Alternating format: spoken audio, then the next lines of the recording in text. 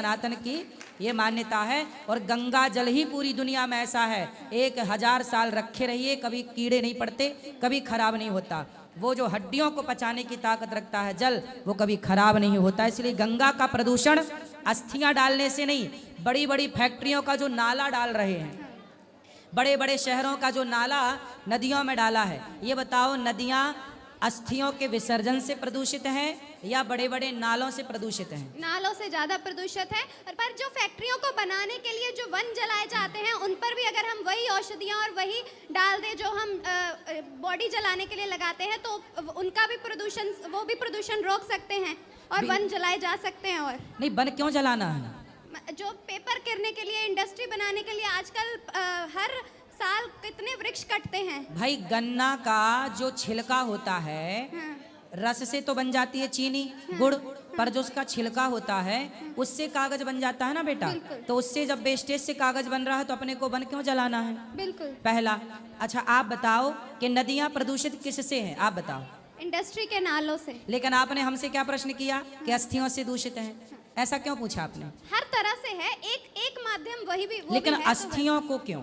अस्थियों से दूषित नहीं है बेटा। ठीक है। सनातन, हम हर चीज में सनातन को क्यों टारगेट कर रहे हैं, हम ये पूछना चाह रहे हैं। आप युवा हैं, आज की पीढ़ी है, आप जैसे लोगों को ये दिमाग में भरा जाता है। नहीं, हम आपसे मार्गदर्शन ही ले रहे हैं, जो हमारे दिमाग में प्रश्न आया आपने हमारा समाधान कर दिया, बहुत बहुत शुक्रिया। क्या समाधान हुआ? कि अस्थियों से जो है गंगा वो प्रदूषित नहीं होती है। किससे होती है? इंडस्ट्रियों के नालों से। हाँ, इनको फिल्टर किया जाए, रिसाइकल किया जाए, एसटीपी लगाई जाए और फिर शुद्ध जल करके फिर नदियों में डाला जाए, तो कोई भी नदी अशुद्ध नहीं होगी और काम भी हो जाएगा। शुक्रिया, बहुत बहुत शुक्रिया। हेलो हेलो गुरुजी, आपके श्री चरण में कोटि कोटि प्रणाम। गुरुजी, गुरुजी आप सबसे पहले ना मेरे पिताजी को खड़ा करवाइए, वहाँ पे है। क्यों? मेरे पिताजी ना मेरी माँ से लड़ते भी है और प्लस वो खाते भी है। बात कराओ, खड़े हो जाओ, इनके पिताजी जाओ, जल्दी बात कराओ, माइक दोनों को। अब देखो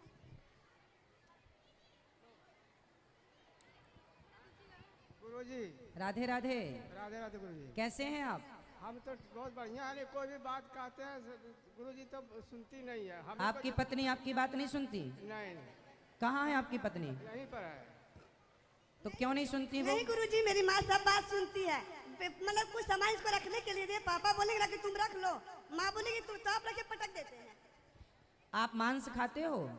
कभी कभी हल्का हल्का कभी कभी खाते हो। तो आप अपनी पत्नी से मत लड़ा करो, बूढ़े हो रहे हैं आप लोग। और क्या बूढ़े तो हो गए हैं, तो फिर आप क्यों बुढ़ापे में लड़ना? हम नहीं लगते हैं, हम चुपचाप भी रहते हैं। तो आप अपनी पत्नी से प्यार करते हो? वैसे तो वातावरण तो करवे करते हैं। आई लव यू कहते हो? नहीं देखा नहीं? अरे तो आज कहना, आज कहना आई लव यू और प्यार से रहना। आप क्या झगड़ा करना, गई बहुत थोड़ी बची। बात कराओ। जितने बढ़िया बात करते हैं उतने जैसे हमी पर गुस्सा हो जाती है। अच्छा अब आपकी पत्नी से बात कराओ। गुरुजी, मेरी माँ तो बहुत पीछे बैठी हुई है। तो इनकी माँ से हम कहना चाह रहे हैं, मैया आप चुप रहा करो जब पति परमेश्वर कुछ कहा करें तो। यदि ये चुप रहने वाला सिद्धांत तो कोई फॉलो कर ले ना, तो किसी के घर में झगड़ा ही ना हो। गुरुजी, मेरा भाई वहाँ पे बैठा हुआ, सबको गाली देता है घर में, ना बहन ना भाई ना अपने मोबाइल, किसी को नहीं सुनता है। जो वहाँ बैठा हुआ है। तो आप बहन हैं, समझाओ भाई को। कितना भी समझाओ गुरुजी, वो किसी का नहीं सुनेंगे। चलो प्यार से रहो, किसी को गाली देने से कोई लाभ नहीं है, प्यार से रहना चाहिए। नहीं नहीं गुरुजी, आप एक बार उसे खड़ा करवाइए ना प्लीज। खड़े करा लो, चलो जाओ, तुम ही करा लो, जल्दी जाओ। तुम पूरे खानदान से बात कराओगे आज।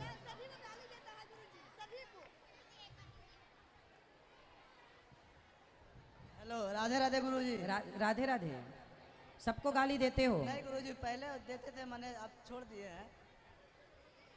सबको गाली अब नहीं देते? नहीं, कभी कभी गुस्सा आ जाता है ना गुरुजी, तो हो जाता है। तो अपने गुस्से पर कंट्रोल करो और सबको गाली मत दीजिएगा। कोशिश बहुत करते हैं गुरुजी, होता नहीं है। होगा, कथाएं सुना करो, सत्संग किया करो, सब अच्छा होगा। इस तरह माइक ले आओ बेटा। मेरा मन में एक क्वेश्चन है कि हम मंदिर जाना ज़्यादा पसंद नहीं करते हैं। मंदिर जाना ज़्यादा पसंद नहीं करते हैं क्योंकि मंदिर में, किसी मंदिर में जाते हैं तो देखते हैं पुरोहित सब दान कितना दे रहे हैं, यही में ज़्यादा नज़र देते हैं, भगवान पे कम देते हैं। तो भगवान तो कण कण में है। ठीक तो है। हम घर में ही पूजा करते हैं, मंदिर कम जाते हैं, तो ये गलत है क्या सही है? मंदिर कम जाओ या ज़्यादा जाओ फर्क नहीं पड़ता। भगवान से आपका प्रेम कितना, भगवान मंदिर जाने से नहीं, भगवान से प्रेम करने से प्राप्त होते हैं। सच्चा प्रेम हो भगवान से। और आप मंदिर इसलिए जाते हैं, मंदिर इसलिए बनाए गए हैं ताकि हम वहाँ जाएं। मंदिर में एक पॉजिटिविटी ज़्यादा है। आपको दान पुण्य नहीं करना या नहीं उलझना तो आप दूर खड़े होकर अपना दर्शन लाभ लीजिए बस। नहीं, दान पुण्य नहीं करना ये बात नहीं है, हम तो अपने मन से करते हैं। हाँ। लेकिन कोई कोई पुरोहित बोलता है इतना दिया है, इससे ज्यादा देना चाहिए, ये बात हमको नहीं पसंद। जरूरत नहीं है, किनारे जाके केवल दर्शन लाभ लो, बातों में उलझने की जरूरत नहीं है। बोल देना भैया हम अपनी श्रद्धा से जो करना चाहते हैं करेंगे, आप हमें दर्शन करने दीजिए। ठीक है। हमारे यहाँ तो ऐसा नहीं है। बिहारी जी के मंदिर में जाओ, राधा रमण जी के दर्शन करने जाओ, जगन्नाथ जी जाओ, कोई परेशान नहीं करता। खूब दर्शन करो, जब मन करे दर्शन करो। तो कभी कभी कहीं कहीं के कुछ लोग परेशान करते होंगे, इसका अर्थ ये नहीं है कि सब परेशान करते हैं सब जगह। तो हम वृंदावन गए थे कुछ दिन पहले, तो वहाँ पर हम बंसी भट गए थे, तो वहाँ राधा रानी का विवाह स्थल ही है, तो वहाँ पर हम घूम के आए, तो हमको बहुत अच्छा लगा जगह। तो हम आके यहाँ सबको बताए कि ये जगह है, तो सब बोलने लगा कि ये तो पैसे के लिए बनाया गया है, लेकिन मेरा मन नहीं बनता कि ये पैसे के लिए बनाया गया है। ना ना, वहाँ पैसे के लिए कुछ नहीं बनाया गया, सब नेचुरल है। कोई जाता है तो वहाँ कोई ये नहीं कहता कि आप यहाँ पैसे दो, है ना। वहाँ सारी चीज़ें नेचुरल है। वहाँ वो वृक्ष है जो मंडप के आकार का है, नेचुरल। अब उसे कौन बनाएगा। अब मेरा बचपन से इच्छा था, इसलिए राधा रानी का कृपा से हम घूम के आए हैं। अच्छा, खुश रहिए। पीछे ले जाओ माइक, पीछे वो बहन है। छत्तीसगढ़ से आया हूँ और मैं एक कॉलेज स्टूडेंट हूँ।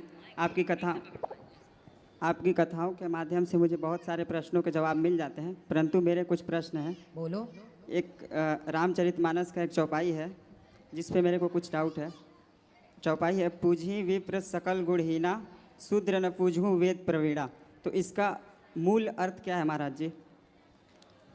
इसका मूल अर्थ ये है कि जैसे अमेरिका में जी हिंदू लोग रहते हैं।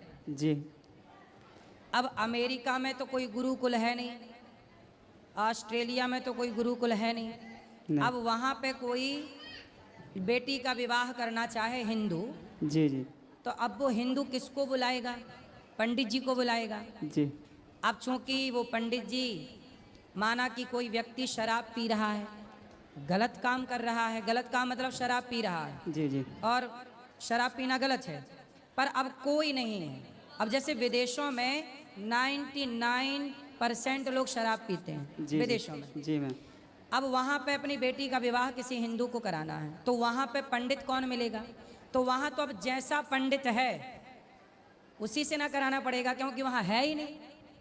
तो महाराज जी तो वहाँ पे अब वो बेटी का विवाह कराओ, तो क्योंकि ऑप्शन नहीं है। जहाँ ऑप्शन है वहाँ योग्य को चुनिए, वहाँ योग्यता देखिए। जहाँ है ही नहीं वहाँ आप क्या करेंगे बताइए।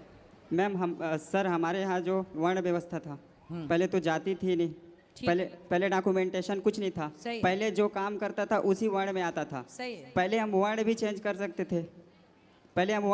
सकते थे, लेकिन आज हम जाति चेंज नहीं कर सकते। और हमारे जो सनातन धर्म का विघटन का बहुत बड़ा कारण है कि जो जाति प्रथा है उसके कारण बहुत सारे लोग क्रिश्चियन बन रहे हैं। जाति प्रथा केवल सनातन में नहीं है, मुसलमानों में भी जातियां हैं।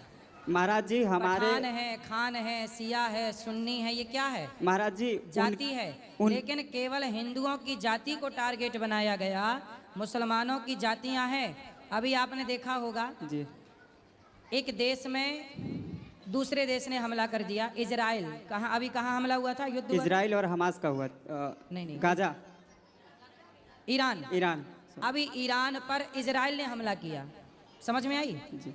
तो ईरान और इजराइल दोनों मुस्लिम कंट्री हैं, समझ रहे हैं? इजराइल यहूदी देश है महाराज जी। यहूदी मुसलमान ही होता है एक प्रकार का, बस सिया और सुन्नी का अंतर है। तो वहाँ पर इजराइल के साथ बाकी देश इसलिए खड़े नहीं हुए क्योंकि वो सिया था, और सुन्नी लोग अलग रहते हैं। सिया और सुन्नी का भी चलता है, लेकिन ये बात आपको कोई बताएगा नहीं। मुसलमानों में भी जातियां हैं, ऐसी जातियां हैं कि वो देश अकेला खड़ा रहा, कोई देश मुसलमान देश भी उसके साथ खड़े नहीं हुए, क्योंकि उसकी जाति अलग है। हम सनातनी इतने नहीं लड़ते कभी जातियों के नाम पे जितने जातियों के नाम पे दुनिया लड़ रही है। पर ये बात पता नहीं है, लोग समझते नहीं या समझाना चाहते नहीं, बात सही पहुंचती नहीं। महाराज जी, जो गांव की स्थिति है बता रहा हूँ मैं। हाँ? जो छोटी जाति के लोग हैं, हाँ? उनके यहाँ ना ब्राह्मण जाते हैं, न शादी ब्याह में उनके यहाँ कोई कर्म कांड नहीं कराते, तो इस मन से वो दुखी होकर दूसरे धर्म में कन्वर्ट हो रहे हैं। मेरे यहाँ पे नहीं, पर ये क्रिश्चियन में गलत कन्वर्ट हो रहे है हैं। भाई। क्यों नहीं जा रहे हैं? क्योंकि महाराज जी वो जो छोटी वहाँ जाति के लोग हैं जो पूजा करते हैं, उनको सबके घर जाके पूजा बिल्कुल बिना भेद के सनातनियों को तो जोड़ के चलना है ना। ये बात उनको समझनी चाहिए कि हम यदि सनातन को नहीं जोड़ेंगे तो सनातन बिखर जाएगा। ये तो उनकी अपनी जिम्मेदारियां हैं ना। वहाँ वहाँ जो लोग हैं, जैसे आपके गांव आपके क्षेत्र में आपकी जिम्मेदारी है, इस क्षेत्र में यहाँ पे मेरी जिम्मेदारी है। एक व्यक्ति सब तरफ नहीं पूज सकता, इसलिए सब तरफ जो जहाँ बैठे हैं वो अपनी समझदारी से सनातन को जोड़ के चलें, आपस में लड़ाई और भेद पैदा ना करें। ये तो उनकी जिम्मेदारी है। जी जी। और मेरा दूसरा सवाल है जी कि जो भगवान विष्णु का अवतार एक बुद्ध अवतार हुआ है, ठीक है, तो क्या वो बुद्ध वही हैं जिन्होंने बौद्ध धर्म की स्थापना की या फिर वो बुद्ध अलग हैं? अलग है। जो बौद्ध धर्म की स्थापना हुई जी वो बुद्ध अलग हैं। जी। जो हमारे सनातन धर्म के बुद्ध हैं वो जनेऊ पहनते हैं, यज्ञोपवीत धारण करते हैं, जो हमारे बुद्ध भगवान हैं। जी और वो बुद्ध भगवान सनातनी हैं, जी। वो अलग रास्ता नहीं बना रहे हैं। तो महाराज जी, उनका जो दलित है, यूपी में भी बहुत दलित वोट, इधर ये बहुजन समाज बहुत सारा चलता है, तो इसमें जातियों के नाम पे बांटने का काम किया जाता है, जय भीम वगैरह के नाम से, तो वो सारी चीज़ें वो बौद्ध धर्म के नाम पे। अच्छा ये बताइए, जातियों के नाम पे हम सब बट रहे हैं। जी। यदि हम जातियों के नाम पे बट गए तो जातियों के नाम पे बट गए, तब तो अंग्रेजों ने हमें गुलाम बना लिया। महाराज जी, हम बटना नहीं चाहते। जैसे जो ब्राह्मण लोग हैं, इसलिए वो अन्य लोगों के यहाँ खाना भी पसंद नहीं करते, तो क्यों ना दूसरे धर्म पे कन्वर्ट हो जाए? आप ऐसा बताइए। है, वो जातियों का कोई लेना देना नहीं है। इसलिए हम सनातनियों को चाहिए कि हम संगठित होकर के अपने राष्ट्र को सुरक्षित रखें। यदि हम बट गए तो हम घट जाएंगे और मिट जाएंगे। इसलिए हमें आपस में बटना नहीं। आपके यहाँ के जो ब्राह्मण हैं, जी जी। उनको कभी यहाँ लाइए, कभी उनको समझाइए, कभी उनको मेरी ये बात सुनाइएगा कि हम ब्राह्मण होकर, क्षत्रिय होकर, वैश्य होकर, शूद्र होकर जातियों के नाम पे लड़ गए तो फूट डालो, शासन करो, अंग्रेजों ने नारा दिया था। फिर गुलाम बन जाओगे, फिर तुम्हारी बहन बेटियों के साथ बलात्कार हो जाएगा, बट जाओगे। तो इसलिए संगठित रहो और सबकी बेटी के विवाह कराओ, सबके यहाँ खुशियों से जाओ आओ, प्रेम, सबको गले लगाओ। जी जी। सबको गले लगाने में क्या बुराई है? मैं तो यहाँ देखो सबको गौरी गोपाल में गले लगाता हूँ। मैं तो कोई देखो मैं अपना ठेका ले सकता हूँ। जी। आपके यहाँ के लोग क्या करते हैं मैं उनका ठेका नहीं ले सकता। हमारा जो छत्तीसगढ़ का इलाका है वो पूरा क्रिश्चियन कन्वर्ट हो रहा है। जसपुर साइड का इलाका बहुत ज़्यादा, आप सर्च कर सकते हैं मोबाइल में, जसपुर क्रिश्चियनिटी। एशिया का 2nd लार्जेस्ट चर्च बना है वहाँ पे, और आदिवासी लोग कन्वर्ट हो रहे हैं। वहाँ के मुख्यमंत्री जी ने भी ये बात बोली है, विष्णु देवसाय ने भी, अभी धीरेन्द्र शास्त्री जी आए थे, उन्होंने भी ये बात बोली कि वहाँ पे लोग कन्वर्ट हो रहे हैं। एशिया का 2nd लार्जेस्ट चर्च, वो इसी सारी बात में बोलते रहते हैं कि आपके यहाँ पे तो वो ठीक नहीं, इसलिए हम लोग कन्वर्ट हो रहे हैं। तो नहीं, तो उनको समझाओ, उनको बताओ, यदि आप क्रिश्चियन हो गए, आप मुसलमान हो गए, जी जी, तो क्या मुसलमान आपको वो सम्मान देंगे जो आपको उनके लोगों को सम्मान मिलता है? कभी नहीं देंगे वो सम्मान। इसलिए मोहम्मद गौरी का साथ दिया तो था जयचंद ने। जी जी। भाई जयचंद ने भी तो कह दिया कि मोहम्मद गौरी हम तुमसे हाथ मिला रहे हैं। पृथ्वीराज चौहान को छोड़ दिए थे। हाँ, तो मोहम्मद गौरी ने भी तो उस जमाने में आप ये कह सकते हैं कि धर्मांतरण कर लिया, कह सकते हैं इस बात को जी, कि कुछ ना कुछ विचार मिल गए उसके। लेकिन ऐसे जयचंद को मोहम्मद गौरी ने चौराहे पे खड़ा करके दंड दिया कि जब तुम अपने समाज के ना हो सके, अपने परिवार के ना हो सके, तो हमारे क्या बनोगे? ऐसे ही मुसलमान या ईसाई लोग जो हिंदू धर्म परिवर्तन करके जाते हैं, वो ईसाई और वो मुसलमान बाद में कहेंगे कि जब तुम अपने संस्कृति अपने धर्म के ना हो सके तो हमारे क्या बन जाओगे? वो कल को तुम्हें लात मार के निकाल देंगे। और महाराज जी, हमारा जो परसेंटेज है यहाँ पे रिलीजन वाइज, वो हमारा कम हो रहा है और बाकी रिलीजन का बढ़ रहा है। तो कन्वर्ट होंगे तो बढ़ ही जाएगा उनका। इसलिए आप जैसी युवाओं को आगे आना चाहिए, और जिनके अंदर ये भेद है जी, उनको ठीक करो। ये बीमारी है, जैसे बीमारी दवाई देने से ठीक हो जाती है, ऐसे छुआछूत और जातवाद की ये बीमारी कुछ लोगों के भीतर है, वो निकाल कर फेंको और सब गले लग करके प्रेम से सनातनी लोग रहो।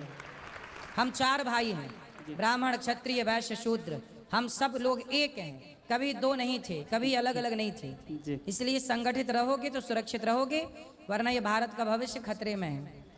धन्यवाद महाराज।